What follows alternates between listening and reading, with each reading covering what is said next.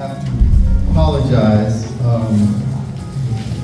I had a speech prepared, but sometimes you kind of have to go with your heart. And so as the principal invoked her elderly status, I'm going to invoke my even more elderly status. If you are not eating, I'm going to ask you to come and fill in the seats in front.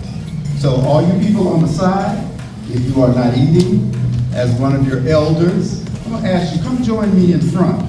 All right, it's kind of hard to speak to people over here when I got all these blank seats over here. What I was going to talk about, and we'll still hit on some of that, is creating a legacy. Creating a legacy. That's profound. It's a wonderful concept, but when do we start doing that?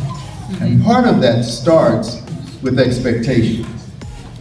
And I say that because in the state of our union right now, in the state of our schools right now, as we look at what's going on, changes. Some things good, some things not so good, but what is not there are the expectations. We get mad when people say different things. We get mad when people treat us certain ways. We get mad when things don't go our way. But what are the expectations? What are the expectations of you? And I need you to think about that because I expect you to be a good audience. I expect you to pay attention to me because I'm a guest speaker tonight. I expect you to respect what it is I'm doing, and so if I need to take a pause, I will. Because I expect you to sit down and be a good audience. And I don't expect you to be rude to me because I was invited as a guest. But everybody doesn't have that expectation. Everybody doesn't expect you to be a good audience. Everybody doesn't expect you to be a good student. Everybody does not expect you to be your best. And so therefore, when they see you walking around doing things that you're not supposed to do, they let you do it because they don't expect anything better. They don't expect anything different. That's how they are. That's who they are. What do you expect? When I first went to Oakland Mills as a teacher, I was expecting something different because I had heard all the negative things you could hear about the Oakland Mills community and Oakland Mills High School. And all of a sudden, it's April, and the stuff hadn't happened yet. When the stuff happened? Because I heard the stuff was supposed to happen, and it hadn't happened yet, and I'm like, well, what's the deal? And one of the students said to me, "It's an Oakland Mills thing, Mr. James. You just don't understand. We got this." Wow. That's not what I had heard. I was expecting something different and was ready to allow it to happen. But they showed me that my expectations were faulty. My expectations were wrong. We're Oakland Mills. It's an Oakland Mills thing. You just don't understand. Fast forward, I plan to come to Oakland Mills and spend 1 year. I told them I'll try it for a year because I got other places to go. There are other schools in the county that I want to be a part of. 20 years later, I was still there. Wow. Born again Scorpion is what I tell you. All right. But the expectation became clearer and clearer to me. And I say that because by the time I got ready to leave, one of the things that hurt me more than anything else as I got ready to retire is hearing some of the staff say, "But it's Oakland Mills, what do you expect?" What do you mean? This is Oakland Mills. I expect the best. Yes. I expect the top. I got used to hearing that outside the community. I understood how people outside the community said that kind of thing, but when it started being in-house, it became a problem. Because now your expectations of my kids are different. And I expect my kids to be perceived as the best. The last thing that was so exciting for me is when I had a 9th grader come in as a 9th grade in the GT program, 10th grade in the GT program, 11th grade in the GT program, and the year I retired, he wins the regional science fair for the Baltimore, bless you, Washington, Delaware region, and got a paid trip to compete in the International Science Fair. My kid. And the new GT teacher got a paid trip too. That part. Sorry, Vince, I'm going. Ladies and gentlemen, children, your legacy starts now, right here. Your expectations, your growth, who you're going to be starts now. Parents, community, these kids are looking to you to guide and direct them. They're not looking for best friends. They don't need best friends. They got a whole bunch of best friends. Trust me, they do. All right? And they're talking about you, and they're doing all this. They need guidance. They need boundaries. Help us. They need support. My mom said to me, I was in middle school, she said, your boundaries are your protection. Yes. In the middle school, I had no idea what she meant. It made no sense to me. My boundaries are my protection. But it wasn't until I got myself in high school in a situation where all my friends are doing all kind of stuff. And I got close to my boundary. And I thought, my mom's gonna kill me if I go there. My mom don't play. If I cross the boundary, and all of a sudden now I understood. She used to say, you can blame it on your mother, you can blame it on whomever, you don't cross that line. Now, those kids that I was about to cross the line with got into a terrible car accident. I was getting ready to be in the car. But that boundary saved me. All of a sudden, my mom's words made so much sense.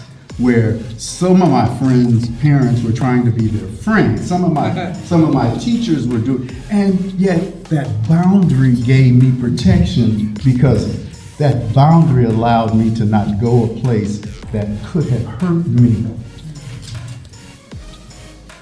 And so when expectation, I expect you to be here. I expect you to be a good kid. I expect you to be a good student. And if I have to create a wall, you can go any place you want in that wall, inside that wall. You can experiment, you can try you inside that wall, because that wall becomes your protection. I used to ask my students, why are you walking in the hall right now? What do you mean? Why are you? I gotta go to the bathroom. Really? You had to go to the bathroom last period. And yesterday you were in the bathroom 3 times, out in the hall 3 times, so those bathroom times too? Yeah, I had to go to the bathroom. And then, okay. And I was in charge of student government, I was in charge of a bunch of stuff. And so I'd hear the students talking, and they say, yeah, but I don't like Miss So-and-so. She be all up in my case, Mr. James, and all this kind of, she don't let us go to the bathroom. She don't let us, I said, really? So let me ask you another question. When you go to the bathroom, does she stop teaching? What do you mean? When you're out of the classroom, in the bathroom, does your teacher stop teaching? Well, that's crazy. Oh, good. So that means that they're learning something while you're not there that's gonna be on the test that you missed because you're out in the hallway. And you think that that's good because that teacher allows you to do that. You know Mr. James don't let you go to the bathroom. Correct. You don't go. Your bathroom time is passing time. All right? My students will tell you, I didn't give out bathroom passes. That's what I did. And never had a question. I don't give out bathroom passes. Yeah, but sometimes an emergency happens. I got that. You got one emergency a month. One emergency, that's it. But I said, I don't give out bathroom passes. And why? Because I need you here. Because what I'm passing on to you, I need you to have it, and I don't need you to be roaming around. I need you here. Because I care that much about you, because my expectations are that you're gonna learn and you're gonna get what it is I have to give you, but you can't get that if you're out in the hall. So that teacher that's okay with that, what are his or her expectations? What are they expecting? They don't expect you to make it. They don't expect you to achieve. They're those people that'll say, well, hey, you know, it's Oakland Mills Middle School. I mean, what do you expect? So good. What do you expect? So let's create our legacy, young people. When I was in 8th grade, I thought I was cool, and I ran for president, and I lost. I went to the advisor and I said, could you count them over? Maybe you made a mistake. She said, we couldn't have made that big a mistake. But that did change. I knew there was something in me. I knew there was something that I had to offer. And so the next year when I got to high school, I ran again. This time I won. So I became class president. And I started learning that my expectations of myself was different. And fortunately for me, the people around me held me to the fire. Vincent, no, I'm not letting you get away with that. Yeah, but I'm not letting you get away with that. I expect you here, I expect you there. Now, here I am as one of the elders, a retired school teacher, still in there, and it's been pretty good. And I am thankful that someone held me to the fire. I am thankful that somebody cared enough, respected me enough to make me into the man that I am. I'm a father, I'm a grandfather, and one of my students, I promised her I wasn't gonna call her out, who also was awarded Teacher of the Year. So you know I'm taking pride in all of that. Will tell you, I will laugh and joke and so forth, but I expect you to toe the line. Because my expectations are that you can and that you will.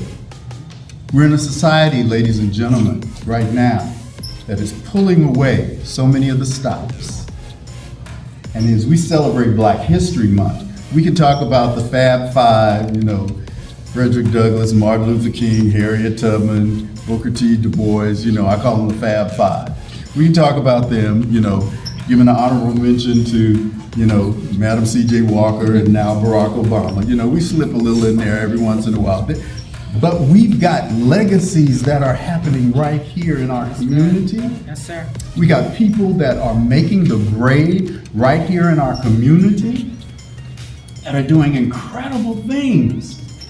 But we've got to believe that they can and not accept anything less. We've got to do that. And young people, if you see somebody that's allowing you to not, put them in check. And I'm gonna close with my daughter's graduation, and I talk about this. And their class, their theme was something like, we hold the keys to success. We hold the keys to success. And like every school, you had to submit your graduation speech to the advisors. They had to read over it and approve it. And so the keynote speaker did exactly that. We hold the keys to success. But that day when she stood behind the microphone at graduation, she said, we hold the keys to success. We've done this, we've done that, and she listed the accomplishments of the class. She said, in spite of the fact that you saw me back there gambling and you didn't stop us. Because you saw us cutting class and you didn't care that we were missing. She went down the list of the infractions that the staff had allowed you to get away with, and yet, we're gonna make it because we hold the keys to success. I had to stand on my feet and applaud. All right? Putting us in check. Can you imagine if they had not had the keys to success and you allowed us all the stuff? Parents, teachers, community, let's make this Black history something that we can look back on. I'm gonna hold you to the fire because I see the light in you. I'm gonna hold you to the fire because you're a fabulous writer, man. I'm gonna hold you to the fire because my expectations of you is so great that I'm not gonna settle for anything less. The worst thing I've heard in my teaching career is a kid that I'm working with and the parent says to me, she did good, she got all C's. That's not the kid I'm working with. The kid I'm working with is an AB student and you're sitting here proud of her because she got C's. Are we talking about the same kid? Expectations. What are your expectations? And if you're not raising an AB kid, that means that they're probably needing to be in a special class that helps them be an AB kid. Alpha achievers.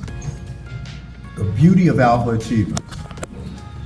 You had to be a 3.0 GPA to be a boy in an honors class. Now, it wasn't like National Honor Society. It was geared towards young boys of color, geared towards them. But you could be a special ed kid, you could be a regular ed kid, you could be an honors kid or a GT kid. You are at a level of your ability, but your ability was to be a good student at your level. So I had special ed kids in Alpha Achievement because they were working to be a good kid at their level, a strong student at their level. I had kids that were honors kids and they were B students at an honors level. I had kids that were regular. I expected them to be the best and they gave me their best. I need you guys to give us your best. So, this is not the speech that I had planned, but I felt like this is the speech that needed to be made. Your expectations, your legacy starts now, ladies and gentlemen. You decide today what you're gonna look like as you move forward. And we're gonna be your example. We're gonna be your guides. We're gonna be your support because we know that you can be good. We know that you're the best. We know that you have everything it takes. You have the keys to success. We're just gonna help you get it. Thank you guys.